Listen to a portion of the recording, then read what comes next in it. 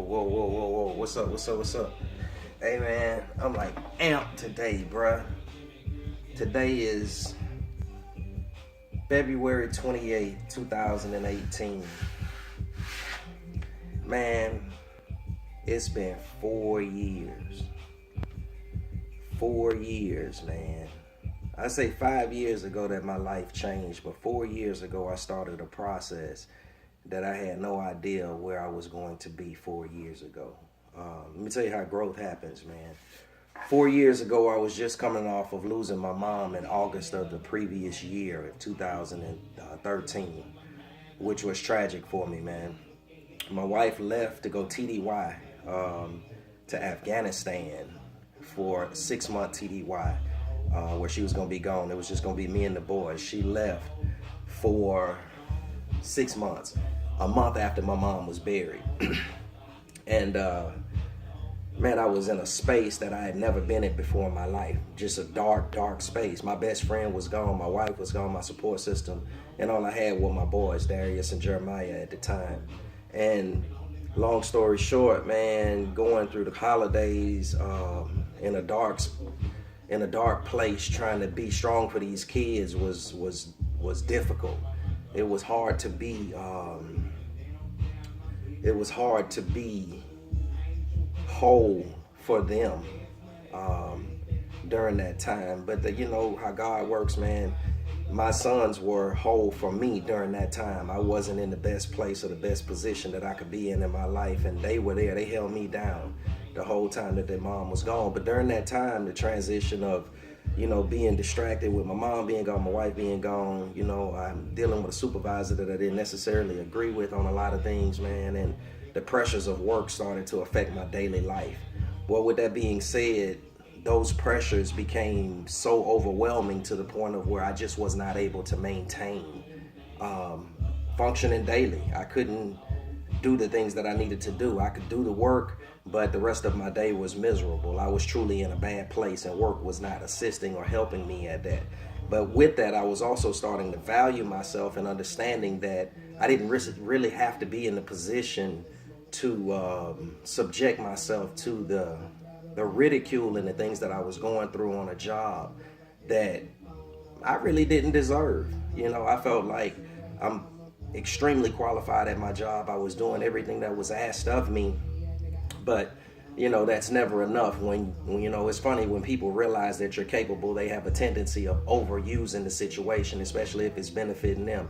Long story short, February of that year, I moved from one building to another. I kind of just was not given any work. I was placed in a position where I was just there to sit there every day. I drove my car every day to the Washington Navy Yard and sat on my ass every day. You know, nobody gave me anything to do.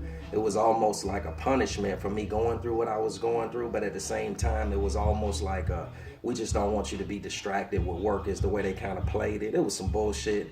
I needed to be not where I was, which was there. And February, I want to say it was about February 26th or so, man, 2 days prior to now, 4 years ago, I wrote my resignation letter to the Department of Navy after 10 years of service, of quality, high quality service that I thought, and integrity and pride. And I decided to just walk away. I took my life into my own hands.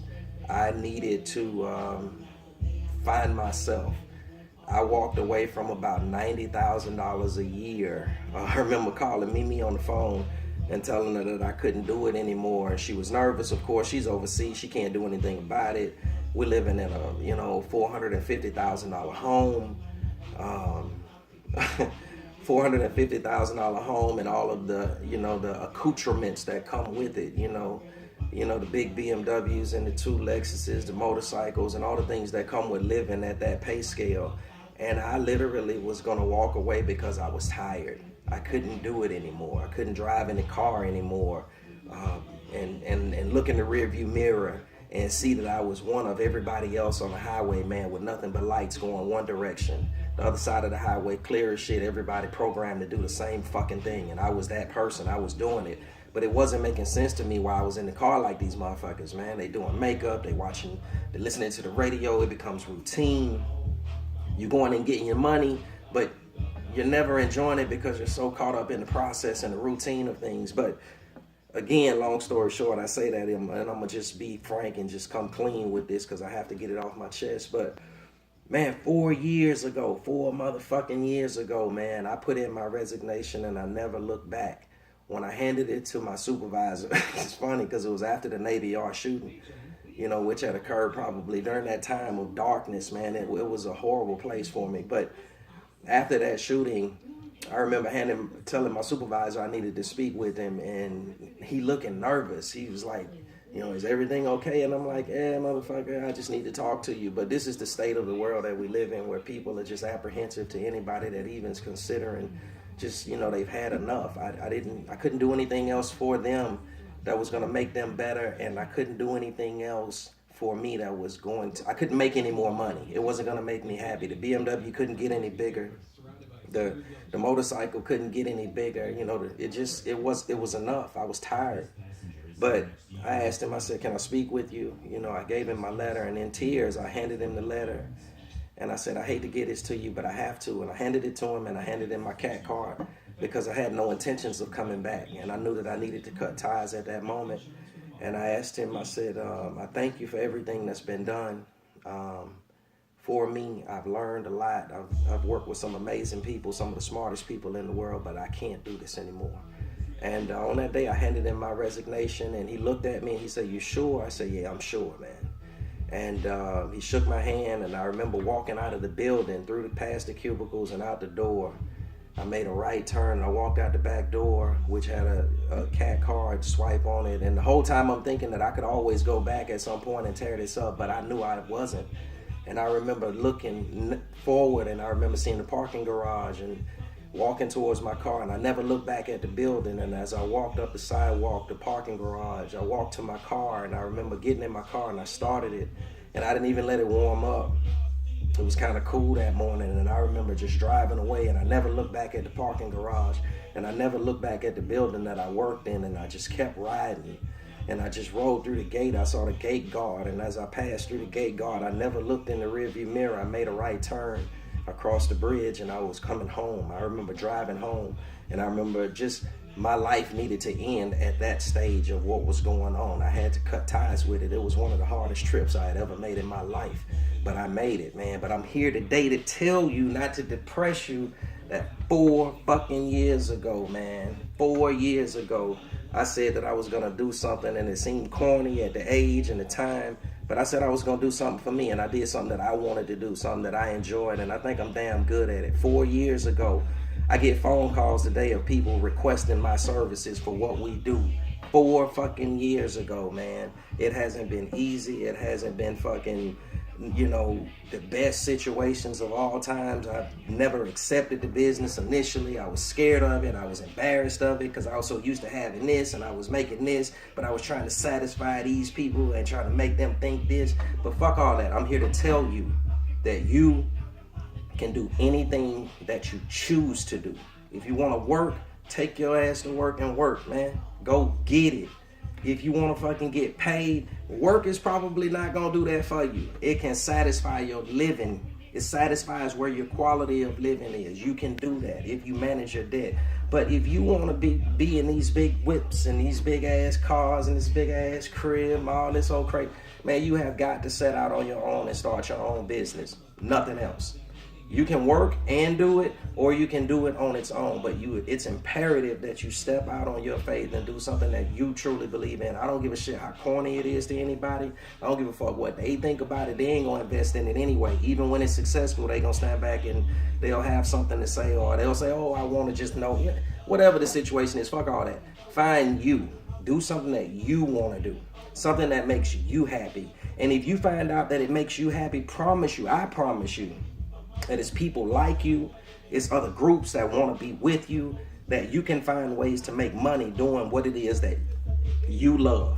You don't have to compromise that every day. You go to work and you satisfy the debt. If you incur the debt, you pay the fucking debt. And if that means taking your ass to work, go to fucking work and pay the debt. But if you're not gonna fucking do it, go find you something that you enjoy. 4 years ago, I walked away from a job that I had to be at work at 5:30 in the morning, and I left at 2:30, 3 o'clock in the afternoon. All to do it every morning again, to go to sleep at 7 o'clock and watch my lights of my neighbors turn their lights off at their house at 7 o'clock so they can get rested up to go take their ass up here and do the same shit again. With a bunch of motherfuckers that they don't even like, but they figured out that this is the only way that they can have this stack. But the problem is the stack is not giving them shit. Man, we live in about 4,000 square feet right now, man, and I promise you, this houses across the street, 7,500, 8,000 square feet, my neighbors, and these motherfucking people straight up use their houses as big apartment complex, big ass hotel rooms. They come and sleep for the night and take their ass back to work the next day, man. To me, it's way more to living than that. I'm not saying that that's not living. I'm saying that there's more to living than that. And I think that we should consider that when we go into our everyday and whatever we do in life, man.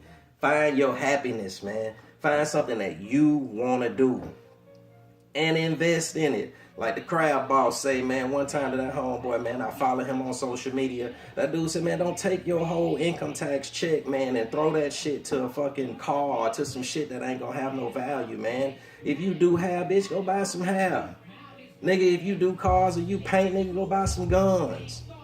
Go learn how to spray, man. It's money in using your hands. This is the blessing. This, and these, man. Your feet get you there. You got everything that you need to do it. All we have to do is do it. You can talk this and this, that, and the third, but when you look in that mirror, you know you ain't doing it. That's on you. The people around you, they don't give a fuck. You got a car, it's cool, whatever. But you know. And that's what I had to walk away from. I couldn't look in that mirror anymore knowing that I was taking cash from those folks. And I couldn't give them anything else. I wasn't applying myself. I wasn't learning. I had learned all that they could pretty much teach me at the level that they allowed me to be at. If I can fucking manage a $28 million budget for them, I know fucking well I can manage a fucking small business for myself. Real talk, man. Don't bullshit yourself. You can do it. This, and this, man.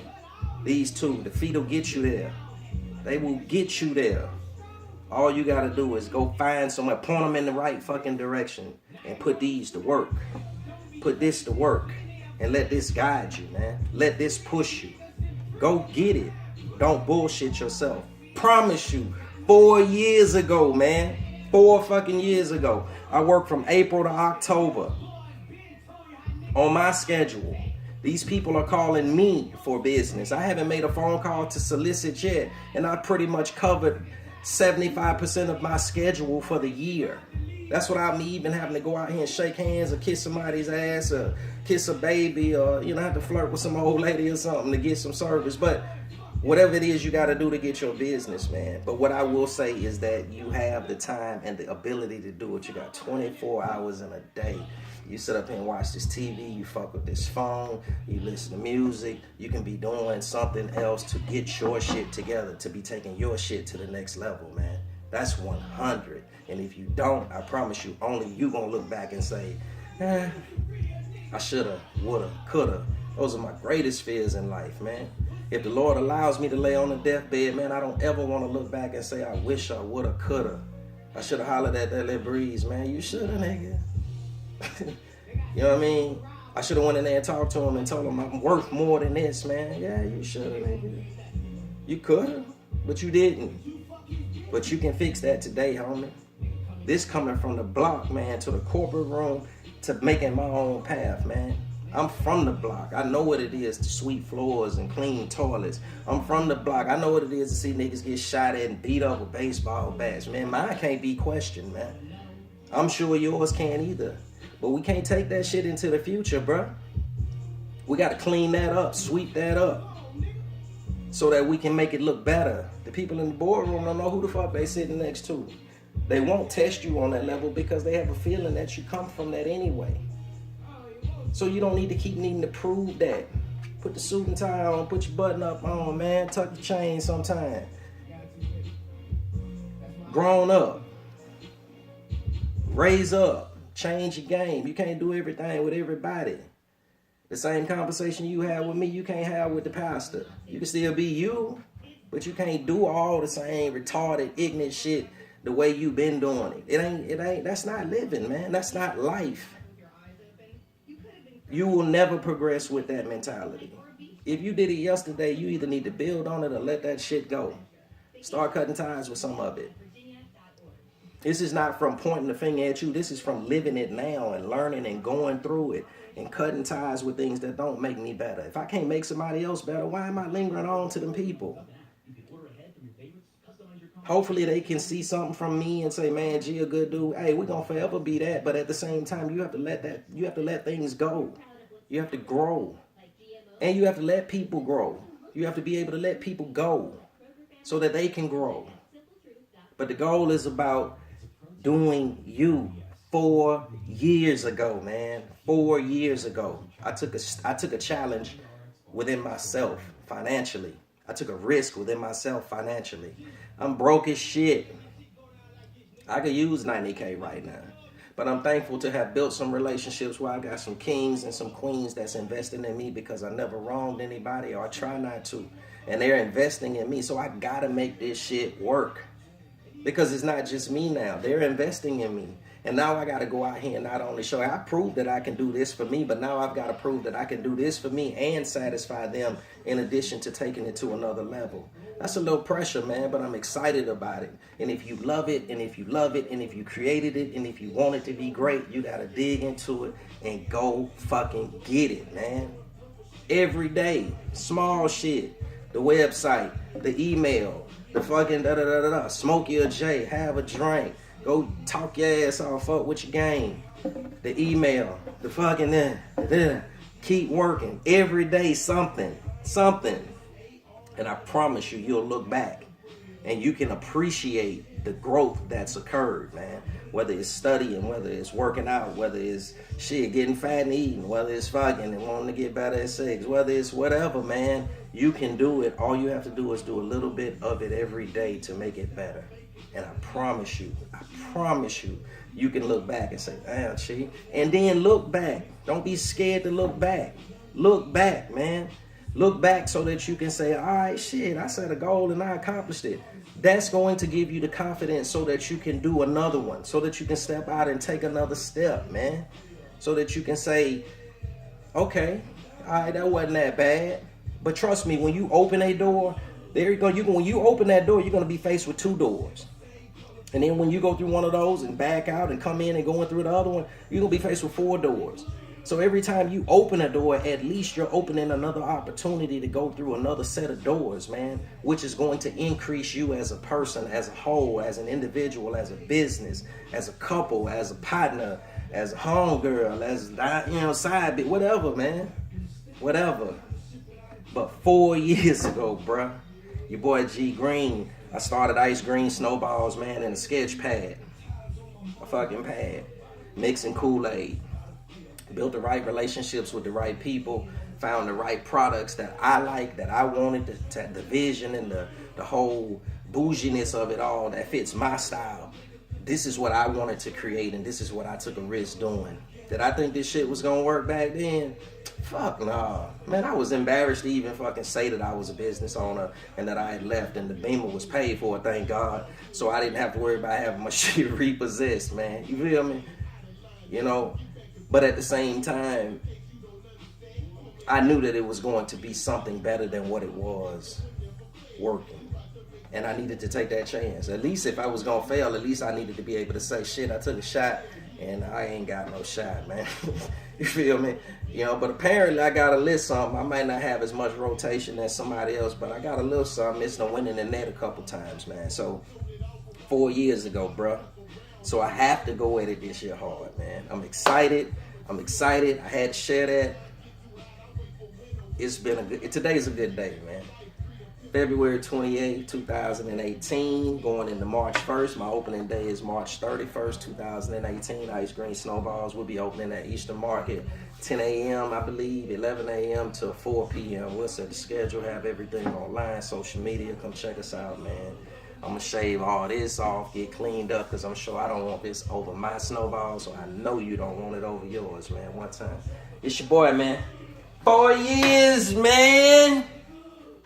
What?